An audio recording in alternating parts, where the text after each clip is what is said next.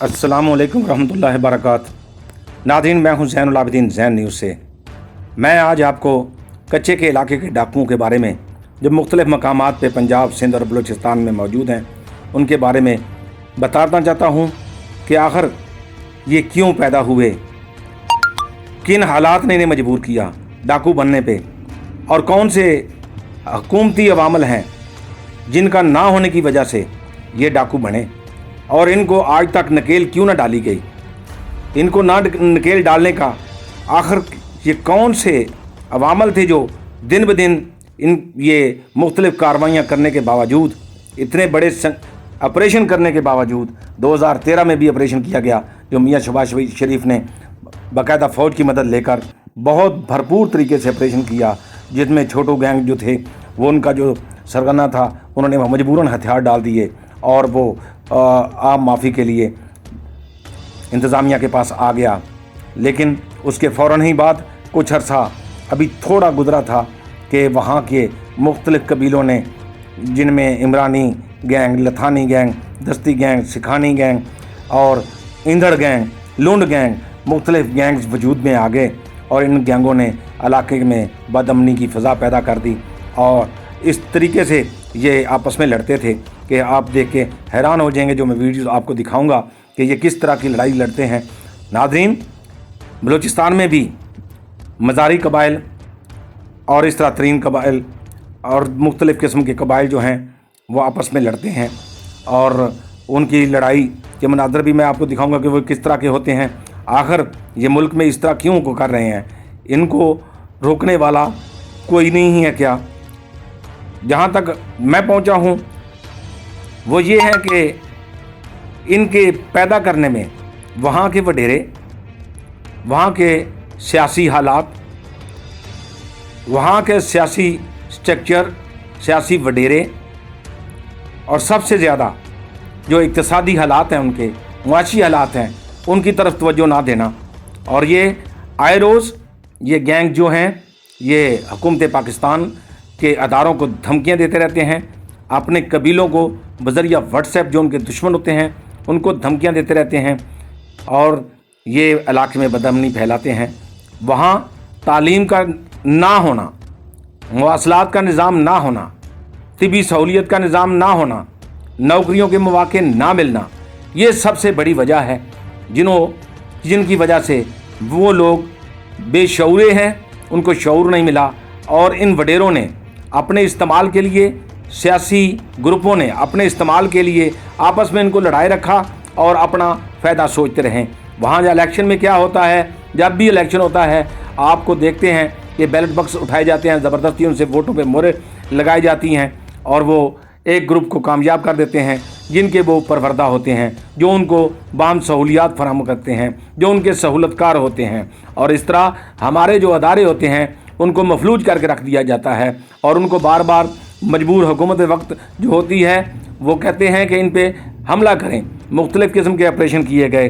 2013 में जो ऑपरेशन किया गया वो भी वक्ती तौर पे तो कामयाब हुआ, लेकिन इसके बाद 2019 में जो ऑपरेशन हुआ उसमें लथानी गैंग, लुंड गैंग और सिखानी गैंग पे भरपूर हुकूमत ने ऑपरेशन किया, लेकिन उससे कुछ खास फ़र्क ना पड़ा। 2021 में भी ऑपरेशन हुआ, रेंजर ने भी तमाम तवानाइयाँ सर्व की, लेकिन वो जो दुआबा बना होता है सिंध के दरमियान की खाली जगह, वहाँ पे ये काबज़ होते हैं।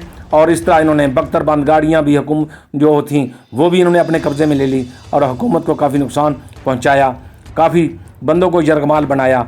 ये यहाँ तक आवाम को तो उठाते हैं, आवाम के गरीब लोग जो उनसे उनके जुल्म सितम से, उनके मुख्तलिफ़ तरीक़ों से अगवा करके ले जाते हैं। पुलिस को भी, कारकुनों को, पुलिस के एहलकारों को भी अगवा करते हैं और फिर अपने मुतालबात मनवाने के लिए व्हाट्सएप पे धमकियाँ देते हैं कि अगर ये ना किया गया तो हम ये कर देंगे।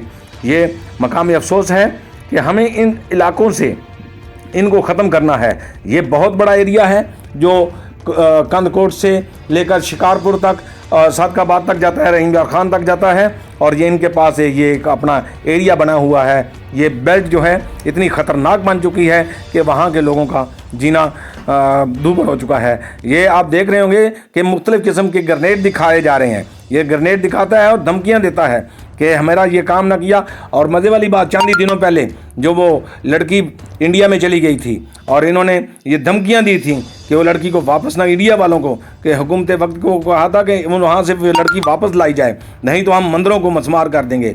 यानी कि हर तरह से हुकूमत की रिट को चैलेंज करते हैं। अभी देखते हैं कि ये आपस की लड़ाई किस तरह करते हैं।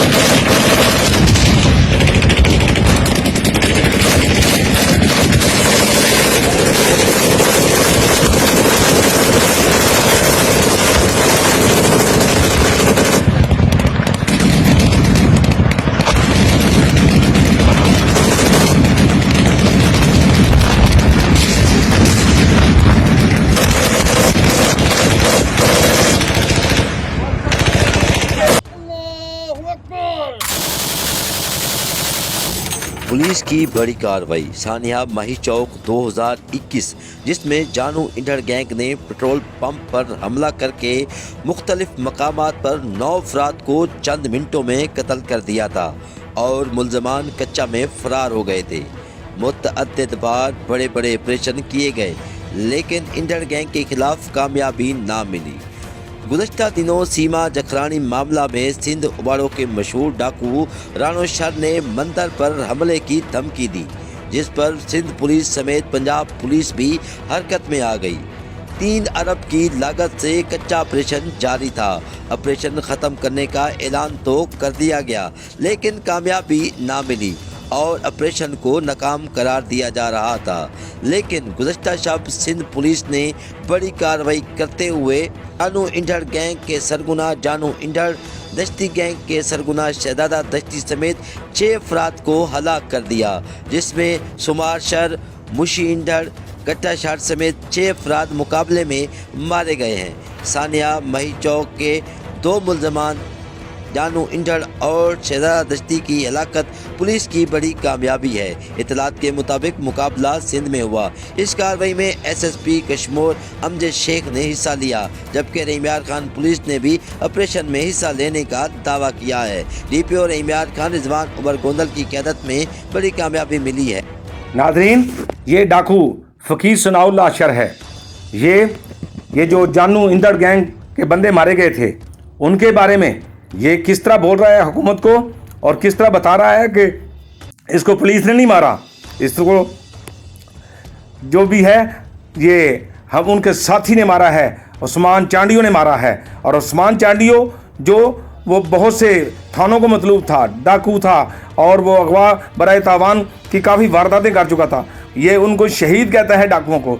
नाज़रीन, ये बहुत लम्हा फ़िक्री है कि ये उस मुख्तलिफ डाकू जो हैं, वो हम किसी किस्म का भी कोई डाकू मारा जाता है तो उसको शहीद कहते हैं। हमारे पुलिस वाले जो मुख्तलिफ कुर्बानियाँ दे के बेचारे मुख्तलिफ तरीक़ों से इन पे अटैक करते हैं और वो मारे जाते हैं उनके मुकाबले में, तो वो क्या हैं, हमारे वो शहीद हैं। हमारे मुल्क की हुकूमत की जो रिट है उसको बरकरार रखने के लिए अपनी जान दाव पे लगा देते हैं। असल शहीद तो वो हैं, ये डाकू जो इलाके में बदअमनी और इलाके को बुरी तरह मुझे ख़राब करते हैं, उनके माहौल को ख़राब करते हैं, लोगों की ज़िंदगी को अजीरन बनाते हैं, मुख्तलिफ ज़िंदगियों से खेदते हैं। क्या ये शहीद हैं? इनको ये सोचना लम्हा फ़िक्रिया है। इसकी मेन वजह जो मैंने पहले बताई है कि इनको प्रमोट करने वाले जो हैं सियासी वडेरे, वो सब इनके ज़िम्मेदार हैं, जिन्होंने वहाँ कोई तालीमी इदारे ना बनाए, जिन्होंने वहाँ तिबी इमदाद की सहूलियात ना फराम की, जिन्होंने मवासलात का निज़ाम बेहतर ना किया, जिन्होंने वहाँ गरीबों के लिए रोज़गार पैदा ना किए, तो वहाँ डाकू ही पैदा होंगे ना। जब उनको कुछ मिलेगा नहीं, आपस में लड़े जाएंगे। ये अपने घर को इन्होंने बांदी बना के रखा हुआ है इन लोगों को, और फिर जब देखते हैं कि वो कोई थोड़ा सा ज़्यादा बढ़ गया है तो उनको वो डाकुओं की शक्ल उनको लड़ा के आपस में फिर उनको कच्चे के इलाके पे जाने के लिए मजबूर कर देते हैं। उनको असला कैसे पहुंचता है, इतना जदीद असला, ये रॉकेट लॉन्चर और मार्टर गोले, ये कैसे उनके तक पहुंचते हैं? वो किस अंदाज से वो बख्तरबंद गाड़ियाँ वगैरह उनके हत्थे चढ़ जाती हैं? आखिर मजबूरी तो है, उनको कोई तो पहचानने वाले हैं। ये फ़कीर सनाउल्लाह जो है डाकू, ये हम अपने डाकुओं की जो है वो वकालत कर रहा है कि वो शहीद हुए हैं, और ये उनको किसी रहीमयार खान पुलिस ने, जादकाबाद पुलिस ने या सखर पुलिस, क्या नाम है, कश्मीर पुलिस ने इनको नहीं मारा। ये अपने डाकुओं की जो दोस्त था उनका, भाई वो दोस्त कैसे बन गया जो मार के चला गया, फिर वो मार के चला गया, फिर वो उस्मान चांडियों को कैसे, उनके सैकड़ों गोली उनके जिस्म में मारी गई, वो किसने मारी? ये आखिर कुछ ना कुछ तो है इसमें जो भी है, लेकिन ये इन डाकुओं का कलाकामा होना चाहिए। इनके लिए ये सहूलतकारी जो है ये ख़त्म होनी चाहिए और अपनी पुलिस को भी तहफ़्फ़ुज़ देना चाहिए। पुलिस में भी कुछ गंदे अनासर हैं जो उनके साथ मिले हुए हैं, उनकी बाकायदा मुखबरी करते हैं। तो ऐसे हालात को सब हमारे हुकूमत वक्त को सोचना चाहिए कि इनके साथ किस आहनी हाथों से निपटें ताकि वहाँ अमन कायम हो, वहाँ इलाके की फ़िज़ा जो पुरअमन हो। नादरीन, अगर ये तमाम जो सहूलियात मिलती रहेंगी, वहाँ इक़्तिसादी कल्चर बेहतर होगा, नौकरियों के मौके होंगे, तो ये किसी सूरत में भी वहाँ डाकू प्रमोट नहीं होंगे, डाकू नहीं बनेंगे, वहाँ इंजीनियर बनेंगे। वहाँ मुल्क को संभालने वाले तालीम भैया, चंद दिन पहले एक वो सांड मारा गया था, बहुत बड़ा हमारा सरमाया था तालीम का। आप नाज़रीन आप देखेंगे उनके कत्ल होने से, उनके शहीद होने से कितना नुकसान पहुंचा है। वो बहुत बेहतरीन अदारे को चला रहे थे और आज वहाँ कोई नहीं, इस किस्म का कोई बंदा नहीं है। बड़े कीमती हीरे इन डाकुओं की नज़र हो चुके हैं। तो खुदारा एक तो उस इलाके के माहौल को बेहतर करें, उस इलाके में तालीमी सहूलियात फराम करें, इलाके की इक़्तिसादी सहूलियात फराम करें और उनकी नौकरियों का, उनके कारोबार का कोई बेहतर तरीक़ेकार से वहाँ कोई फैक्ट्री लगाएं, वहाँ कोई इस किस्म के माहौल बनाएं ताकि वो लोग तरक्की याफ्ता हो सकें और ये डाकू बनने पे मजबूर ना हों। और सियासी वडेरे बार बार कह रहा हूँ, सियासी वडेरे ये इन्हीं की पुष्ट पे ये सब बन रहे हैं और इन्हीं की वजह से ये सारे अपने इलाके में, बल्कि पंजाब में भी आज तक, और सरहद के लोगों को भी ये उठा रहे हैं और उठा के अखबार बराए तावान और मुख्तलिफ़ किस्म की धमकियों से पुलिस वालों को भी उठा के वो अपने मुतालबात मनवाते हैं और कहते हैं कि इसको हम मार देंगे अगर आपने हमारे मुतालबे ना मंजूर किए।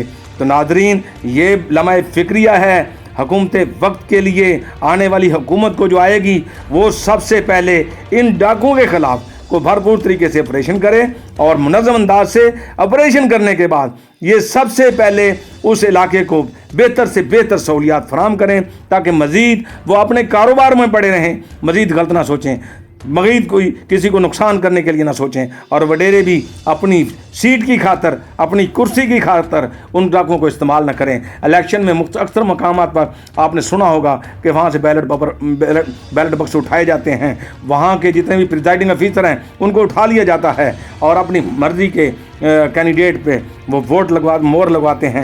नाज़रीन, ये कोई अंधा नगरी नहीं है, यहाँ एक हुकूमत है, सब कुछ है, लेकिन अरबाब इख्तियार जो हैं उनको चाहिए कि इन वडेरों को, उनका ख्याल सबसे पहले इन वडेरों का कलाकामा करें जो इनको प्रमोट करते हैं, इनके सहूलतकार हैं।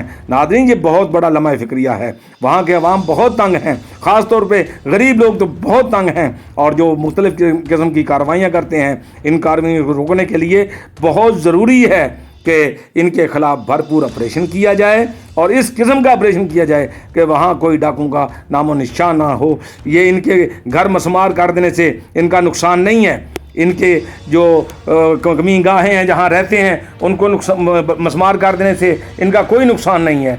इनका नुकसान उसी वक्त है जब इनको कैफरे किरदार तक पहुँचाया जाए या गिरफ़्तार किया जाए या इनको कैफरे किरदार तक वास्ले जहन्नम किया जाए। नाज़रीन, ये डाकू जो हैं ये हमारे मुल्क के लिए नासूर हैं और ये मुख्तलिफ़ किस्म की जो धमकियाँ देती हैं, अपने इलाके में हुकूमत बनाए बैठे हैं। नाज़रीन, इनके लिए हुकूमत को सोचना होगा, आपको भी अपने बच्चों को बताना होगा कि इनके जंगल में ना आए। ये मुख्तलिफ़ बहानों से आप लोगों के बच्चों को अगवा करते हैं, कभी लड़की का झांसा देकर, कभी कारोबार का झांसा देकर, कभी गाड़ियों का, सस्ती गाड़ियों का झांसा देकर, और भी बहुत से अंदाज हैं इनके पास। वो बुलाते हैं अपने आप, खुद ब खुद आदमी उनके पास चला जाता है और फिर वो पकड़ कर वालदान से तवान तलब करते हैं और इतना भारी तवान तलब करते हैं कि घर वाले देने से बिल्कुल फिर वीडियो वायरल करते हैं उनकी मारते हुए, उन पे जुल्म करते हुए वीडियो वायरल करते हैं। अंधीन इतना अंधेर नगरी है कि कोई उनको पूछने वाला नहीं।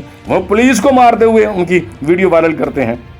पुलिस के जो जवान को हैं उनको पानी में खड़ा करके, अभी चांद ही दिनों पहले पानी में एक खालिद नामी पुलिस वाले को पकड़ा हुआ था और उन्होंने उस पर जुल्म किया। और वो हुकूमत से मुतालबा करते हैं कि हमारे वो जो अदारे हैं उनसे मुतालबा करते हैं कि इनको तब छोड़ेंगे जब हमारे फ़लाँ फ़लाँ आदमी छोड़ दोगे और हमें इतने करोड़ दोगे। ये बहुत बड़ा लम्हा फ़िक्रिया है नाज़रीन।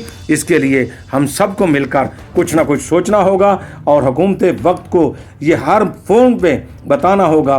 असम्बलियों में तो बहुत दफ़ा हुक्म जारी किया गया है कि इनको इन पे ऑपरेशन किया जाए, लेकिन ऑपरेशन वो ऑपरेशन नहीं होता। उनको पहले ही बता दिया जाता है कि आप ये इलाका छोड़ दें। ऐसी सूरत हाल में हमारी एजेंसियों को सामने आना पड़ेगा। हमारी जो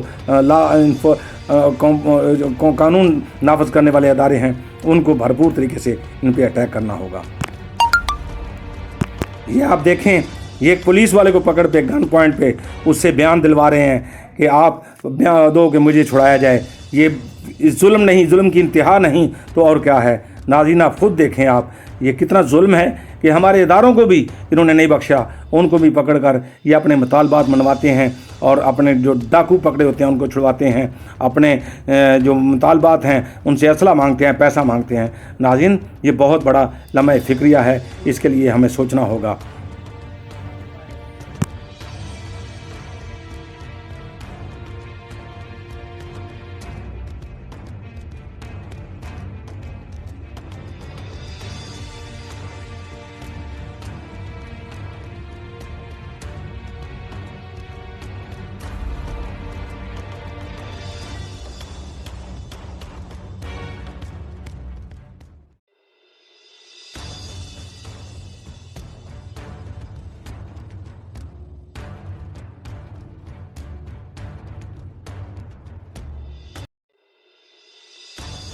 कितने अफसोस की बात है कि नन्हे नन्हे मासूम बच्चों को भी उठा के उनके वर्षा से तावान लेते हैं। ये देखो छोटा सा मासूम बच्चा है जिसको पकड़ के तावान के लिए वो उनसे वालिदैन को ये कहते हैं कि ये तुम्हारे बच्चे के साथ ऐसा कर देंगे, हमें नहीं तो इतने पैसे भेजो।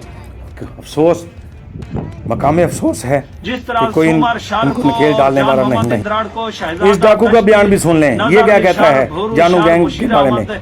इंद्राड़ को जिस तरह पुलिस कह रही है कि हमने मारा है, इसको हल्फन मैं कहता हूं कि इनको पुलिस मुकाबला ना हुआ, ना कोई पुलिस का वहां टीम था, ना कोई पुलिस का मुलाजिम था।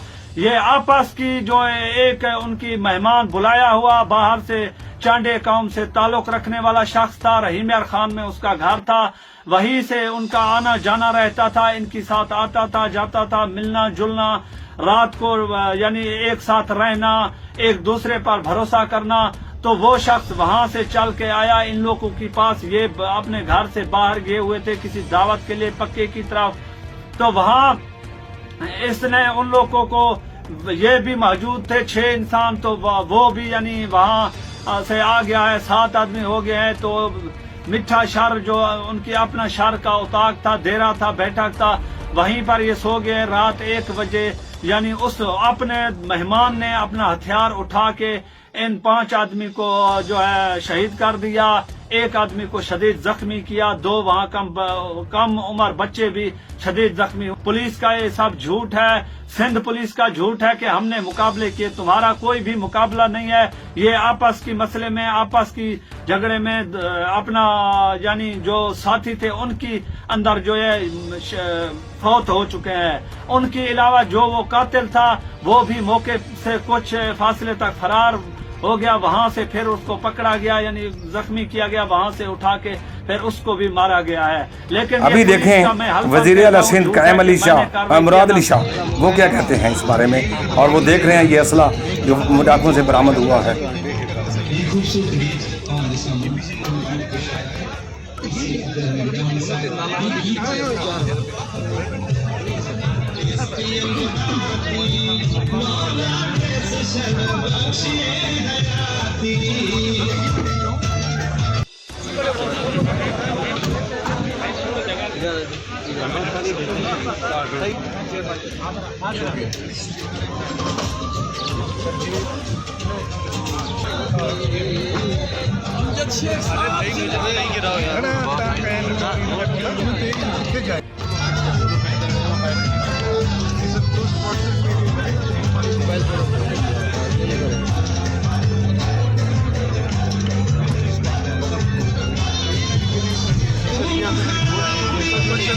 ये थे वज़ीर सिंध मुराद अली शाह, ये जो डाकुओं से अकसला पकड़ा गया था। अब सुनते हैं ये क्या कहते हैं साहब।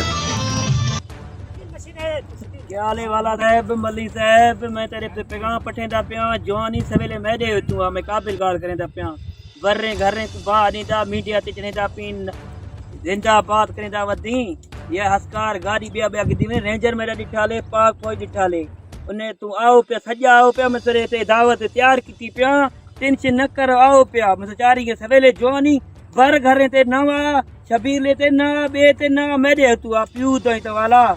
आप देख रहे हैं ये राकड़ लांचर दिखा के धमकियां दे रहा है कि मैं तुम्हारे लिए ये रखे बैठा हूँ। अभी देखो ये आपस में जब पुलिस आई है तो किस तरह ये लड़ रहे हैं, ये इनके जो डाकू छोटे डाकू हैं ये किस तरह लड़ रहे हैं। इनको ज़रा बराबर भी खौफ नहीं है कि हमारे मुकाबले में पुलिस आई है हमें पकड़ने के लिए, हमें मारने के लिए, तो ये किस दीदा दलेरी से मुकाबला कर रहे हैं। आखिर कोई तो अवामल हैं जिनको इस तरह इनको जदीद असला फराहम करते हैं, और वो उनके पास इस किस्म की उन्होंने मोर्चे बना रखे हैं जहां वो बैठ के पुलिस के जो दस्ते होते हैं जब आगे आते हैं तो उनको रोकते हैं। और इतने राकड़ लांचर इनके पास कैसे आ गए, ये किस तरीके से इन्होंने अपनी पनाहगाहें बना के पुलिस को नुकसान पहुंचाने की कोशिश करते हैं।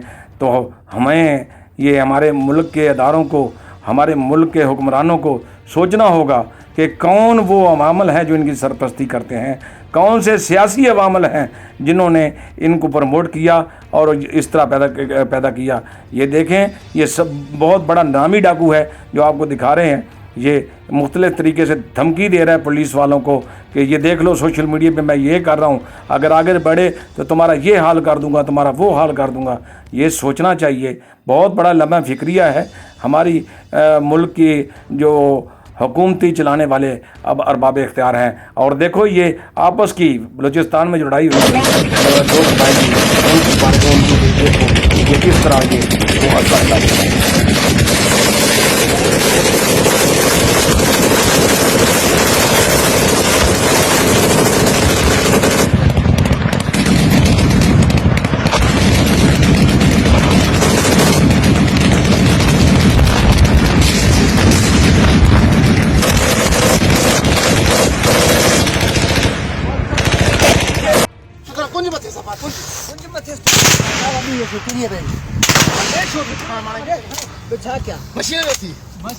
खाली है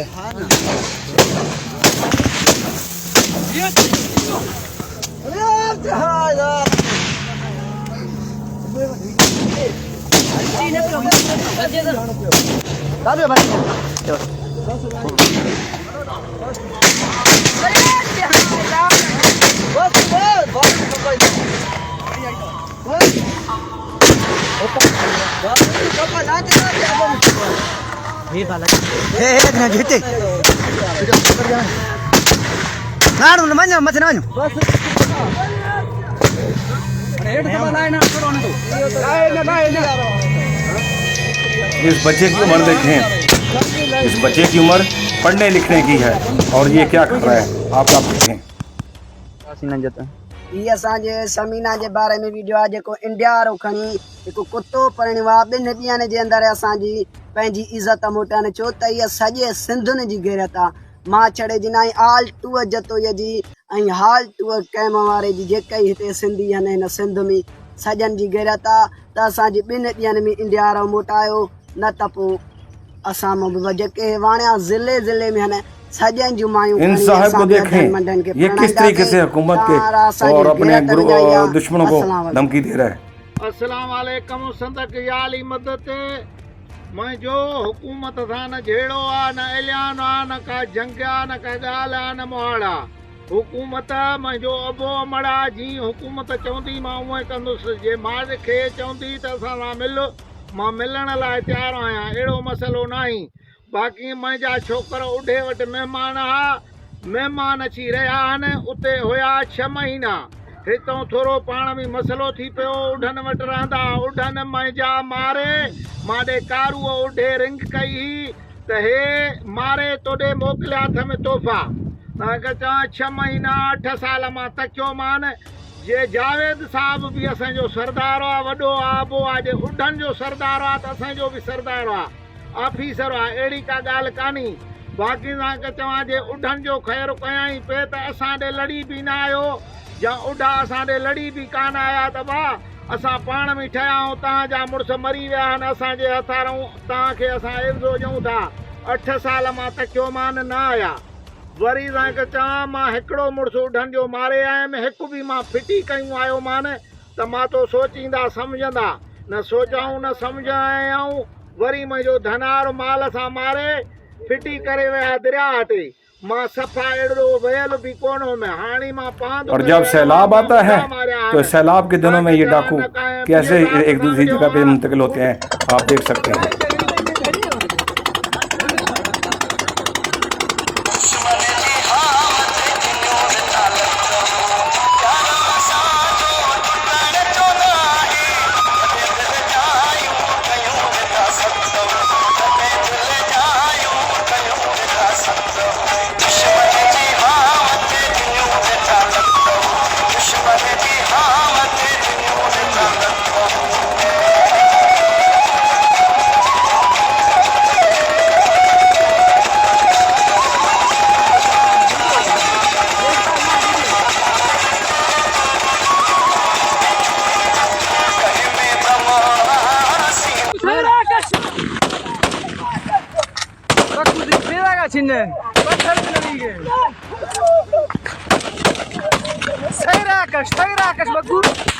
वहाँ शादी ब्याह में किस तरह ये आके वो अपने वो इस्तेमाल करते हैं असला, और किस अंदाज से पक्के में आके यानी कि कच्चे से हट के अपने दोस्तों की शादी भी किस तरह जाते हैं, आए देखते हैं। से पहुंची हुई मेहरबानी होनी चाहिए।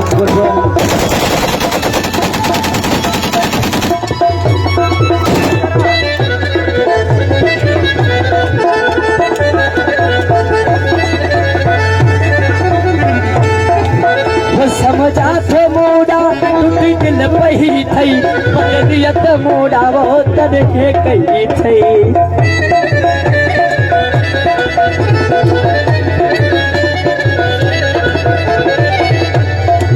ओ समझा था मोड़ा टूटी दिल पही थई, मगरियत मोड़ा शरत ने कही थई। जो ही चंगा हूँ जो ही वफा है,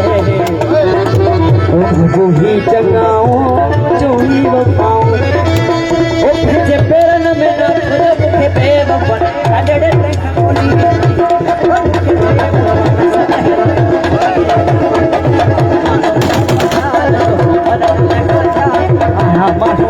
देखें ये अभी आपको दिखाता हूँ कि किस तरीके से वो तरबंद गाड़ियों पे कब्जा करते और फिर क्या करते हैं, आपके सामने दिखाता हूँ।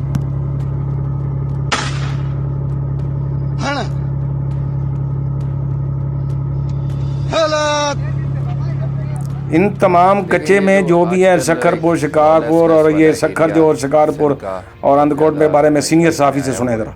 ये एरिया स्टार्ट करता है डिस्ट्रिक्ट घोटकी से, जहाँ से ये पंजाब और सिंध का बॉर्डर बनता है, और स्प्रेड करता है सक्खर, शिकारपुर जाके डिस्ट्रिक्ट कश्मीर तक। आगे फिर प्रोविंस चेंज हो जाता है, बलूचिस्तान शुरू हो जाता है। अब ये 4 डिस्ट्रिक्ट्स मिला के इनका जो कच्चे का एरिया है, अब कच्चे का एरिया, सबसे पहली बात कि इसको कच्चे का एरिया क्यों कहा जाता है कि ये कच्चे के एरियाज़ जोग्राफिकली नहीं बट इरिगेशन वाइज डिवाइडेड हैं कि ये एरियाज़ वो एरियाज़ हैं जो रेगुलर दरिया का फ़्लो वहाँ से जाता है पानी का, जहाँ पे फ्लडिंग होती है, और वहाँ पे कोई परमानेंट रेजिडेंसी वगैरह जो लोग वहाँ पे जदी पुश्ती रह रहे हैं सिर्फ वही लोग रहते हैं, बाहर के लोग वहाँ जाके सेटल नहीं होते। वहाँ पे रोड्स नहीं है, गाड़ियों की एक्सेस नहीं है, क्योंकि वो एरिया ऐसा है कि वो साल 2-4 साल में 1-2 बार फ्लड्स आ जाते हैं, डूबता रहता है, तो वहाँ कभी गवर्नमेंट ने ये इंफ्रास्ट्रक्चर्स बनाए ही नहीं। जो एग्जिस्टिंग इंफ्रास्ट्रक्चर्स हैं वो इतने यूज़फुल नहीं है कि बाहर से लोग वहाँ जा सकें या पहुँच सकें। अभी भी वहाँ जाने के लिए कई एरियाज़ में आपको कश्तियाँ यूज़ करनी पड़ती हैं, मोटर बाइक्स लोग यूज़ कर सकते हैं, कहीं पैदल चलना पड़ता है। तो इस तरह का वो एरिया है जिसकी वजह से उसको कच्चा और एक नो गो एरिया टाइप बन गया है। वहाँ पे एक टाइम आया थाने भी बनाए गए, लेकिन वो थाने पुलिस स्टेशंस जो हैं वो अबंडन कर दिए गए हैं। वहाँ पुलिस अब रहती नहीं है और वो भी क्रिमिनल्स के कंट्रोल में है। अगर क्रिमिनल्स के नहीं हैं तो वहाँ के जो लोकल लोग हैं उन्होंने उनकी खिड़कियाँ दरवाजे सब उतार के अपने घरों में लगा दिए हैं वहाँ पे, क्योंकि रिट ऑफ लॉ नहीं है। गवर्नमेंट को सिंस एक्सेस नहीं है, रिट नहीं है, पुलिस वहाँ पहुँच नहीं सकती, तो इन एरियाज़ को इग्नोर कर दिया गया। अब उसका नतीजा ये निकला कि जो क्रिमिनल एलिमेंट था, जब उन्होंने देखा कि ये इस एरियाज़ में कोई ना आ सकता है ना कोई यहाँ से हमें एक्सेस कर सकता है, उन्होंने जाके उनको अपने सेफ हाइड आउट्स बनाए। People kidnapped from all over Sindh वो यहाँ पे बेच दिए जाते हैं। ये सेफ हेवन्स हैं, पता है कि पुलिस भी नहीं आ पाएगी, कोई भी नहीं आ पाएगा, वहाँ पे बेच दिए जाते हैं। ये लोग कई ख़रीदते हैं और उनको वहाँ पे रखते हैं, फिर वहीं से उनकी डील्स होती हैं और उन्हीं लोगों के थ्रू वो शहरों में आके उनको रिहा कर देते हैं। अगर घोटकी से हम स्टार्ट करते हैं तो यहाँ पे शहर ज़्यादा हैं, वहाँ से थोड़ा आगे आते हैं, सखर शिकारपुर का कच्चा शुरू होता है तो यहाँ पे महर शुरू हो जाते हैं, महर ख़त्म होते हैं वहाँ से फिर जतोई शुरू हो जाते हैं। ये जतोई चलते हैं सारा सखर शिकारपुर और कश्मीर के कच्चे तक आके वहाँ पे फिर तेगानी ट्राइब्स आ जाती है, सब्जोई आ जाते हैं, जागीरानी आ जाते हैं। ये कुछ बलोच ट्राइब्स हैं, इनमें मेरे ख्याल से सिर्फ महर ट्राइब जो है ये एक सिंधी ट्राइब कहलाती है, बट सेटल्ड सिंस जनरेशंस, उनमें अभी कोई बलोची कोई चीज़ रही नहीं है, बट कहा यह जाता है कि ये बलोच ट्राइब्स हैं। तो जतोई गैंग्स हैं, 4 गैंग्स हैं उनके, मिसरानी हैं, कादरानी हैं, कुर्सी हैं, कमालानी हैं, बडानी हैं, ये 5 इनके नोटोरियस वहाँ पे उनके गैंग्स हैं। आपने एक मशहूर डकैत देखा होगा मुनीर मिसरानी के नाम से, जो फेसबुक पे अपनी वीडियोस रिलीज़ करता था, स्टेट की रिट को चैलेंज करता था। उसके पास 12.7 वेपन्स हैं, आरआर है, रिकॉयलेस राइफल कहलाई जाती है। अब इन वेपन्स की क्यों मशहूरी है कि ये वेपन्स आम जाम अवेलेबल नहीं होते, ये हमारी भी आर्म्ड फोर्सेस के पास है, हमारी पुलिस और रेंजर्स के पास भी ये वेपनरी नहीं है मौजूद। इसलिए इन वेपनरी के लिए लोग परेशान होते हैं कि ये वेपनरी यहाँ कैसे आई, कैसे पहुँची। अब ये कहा जाए कि ये सारे लोग यहाँ पे क्रिमिनल्स हैं, तो इस तरह नहीं है। हर इस ट्राइब में 5%, 10%, 2% ये क्रिमिनल एलिमेंट मौजूद है। इस वक्त सिचुएशन ये है कि शिकारपुर में पुलिसिंग चेंज की गई है, नए एसएसपी आए, एसएसपी तनवीर तुन्यू, who carries a very good reputation। हफ्ता 10 दिन हुए हैं उनको पोस्ट हुए, उनसे बहुत उम्मीदें हैं लोगों को, क्योंकि हमारी सिर्फ ये लॉलेसनेस जो है ये कच्चे में नहीं है, हमारे मेन डिस्ट्रिक्ट सिटी शहर शिकारपुर में भी बहुत ज़्यादा लॉ एंड ऑर्डर इश्यूज़ हैं। हमारे अपने लोग किडनैप हुए हुए हैं। आज 2 मेरे सुबह मुझे फ़ोन आई कि सर 2 किडनैपीज़ मेरी ट्राइब के, मेरे वोटर्स 2 वापस आए। इसी तरह आज मेरे पास सुबह मैं कराची में उठ के बाहर आया तो एक बंदा खड़ा हुआ था, उसने कहा सर मेरा बेटा किडनैप हुआ था और वो आज मैं गया था घोटकी, वहाँ से मुझे वापस मिला है। वो नेचुरली वो रैंसम दे के आया, और रैंसम भी वो कोई 4-5 लाख रुपए दे के आया, तो वो मुझे बताने आया था कि ये वाक़या हुआ है। तो बताने का मकसद ये है कि सिर्फ कच्चे का एरिया तो बदनाम ज़्यादा है, लेकिन पक्के पे जो लॉ एंड ऑर्डर सिचुएशन है वो मैं शायद कहूँ कि कच्चे से भी वर्स है। शिकारपुर डिस्ट्रिक्ट की लास्ट 6 मंथ्स में 71 मर्डर्स हुए, 35 किडनैपिंग्स हुई हैं। ये वो चीज़ें हैं जो ऑन रिकॉर्ड हैं, ना मैं झूठ बोल सकता हूँ ना ये मैं चीज़ें छुपा सकता हूँ, ये मौजूद हैं वहाँ पे। अब वो जो एसएसपी जो रिस्पॉन्सिबल था, एसएसपी कामरान नवाज़ पंचोता एक ऑफिसर थे, he was not a local Sindhi, यहाँ सिंध के थे, लेकिन उनको कौन सी फोर्स थी जो वहाँ पे शिकारपुर में बैठाए रखी थी, पिछले साल से वो एसपी वहाँ पे था। फाइनली वो कब जाके उस पर उन्होंने एक्शन लिया, जब ये वीडियो सामने आई, जब ये पुलिस की एपीसीज़ को डाकुओं ने हिट किया, तब वो पता चला कि जी ये एसएसपी, ये कोई नहीं उससे पूछ रहा कि ये तुम्हारी मौजूदगी में जो 71 मर्डर्स हुए हैं पिछले 6 महीने में, आपने कितने लोग अरेस्ट किए हैं, पुलिस ने क्या एक्शन किया है? नो, सरदार तेगो खान तेगानी को अरेस्ट किया गया है। अब मेरे हिसाब से हाइप इतनी क्रिएट हो गई कि कोई एक्शन तो करना था। अब वो अपनी इनएफिशिएंसी छुपाने के लिए सरदार तेगो खान तेगानी को स्केपगोट बनाया। यही पिछले एसएसपी कामरान नवाज़ ने सरदार तेगो खान तेगानी को पीस अवार्ड दिया, वो तस्वीरें मीडिया पे मौजूद हैं। जब उससे हेल्प ली गई तो वो हेल्प भी कर रहा है। अब इतना एक्सेस है कि आप कह रहे हैं कि जी सबसे नोटोरियस आदमी है तो उसको आपने कराची से पकड़ के बंद भी कर दिया। लेकिन ऑन ग्राउंड क्या सिचुएशन है? ऑन ग्राउंड तो वही सिचुएशन है। कुछ तो ट्राइबल हेड्स ऐसे भी हैं जो गवर्नमेंट रिप्रेजेंटेटिव्स हैं, जो गवर्नमेंट पार्टी के सिटिंग MPs MNAs हैं, वो कंट्रोल नहीं कर रहे। मैं ये कभी नहीं कह रहा कि उनकी वजह से ये ख़राब है, लेकिन आप उनको यूटिलाइज़ तो कर सकते हैं इस काम के लिए। उनको आप भेजें, जाके इन लोगों से टॉक्स करें। अगर वो सरेंडर करना चाहते हैं वेल एंड गुड, अगर सरेंडर नहीं करना चाहते तो the state should come into action.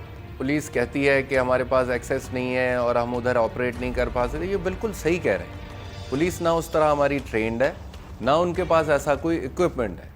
कच्चे के एरिया में हज़ारों एकड़ों के फॉरेस्ट हैं, पानी आ जाता है, दरिया है। अब ये 2-1 महीने होते हैं कि वहाँ पे पानी कम होता है, ड्राई होता है वेदर, तो ये APCs भी जा सकती हैं, आर्मर्ड पर्सनल कैरियर्स, और ये गाड़ियाँ वहाँ मूव कर सकती हैं। और उसके बाद फिर वो लोग तो वहाँ रह रहे हैं ऑलरेडी, उनको रूट्स पता है, रास्ते पता हैं। तो पुलिस की इनएफिशिएंसी की मेजर वजह ये भी है कि वो इल ट्रेंड हैं और इल इक्विप्ड हैं ऐसे ऑपरेशंस के लिए। ये आज से नहीं है लॉ एंड ऑर्डर सिचुएशन ख़राब, पिछले 2-3 साल से ये इस तरह चल रहा है। आज से 1.5 साल पहले चीफ मिनिस्टर ने बड़ा कैटेगरिकली जवाब दिया कि जी हमें पता है शिकारपुर की लॉ एंड ऑर्डर ख़राब है। चीफ मिनिस्टर मैं क्यों पॉइंट आउट कर रहा हूँ? क्योंकि सिंध के होम मिनिस्टर भी वही हैं पिछले काफ़ी अरसे से।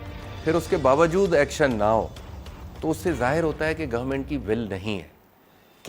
क्या रीज़न्स हैं, ये वो गवर्नमेंट बेहतर बता सकती है कि वो इस एरिया को क्यों इस तरह ख़राब देखना चाहते हैं।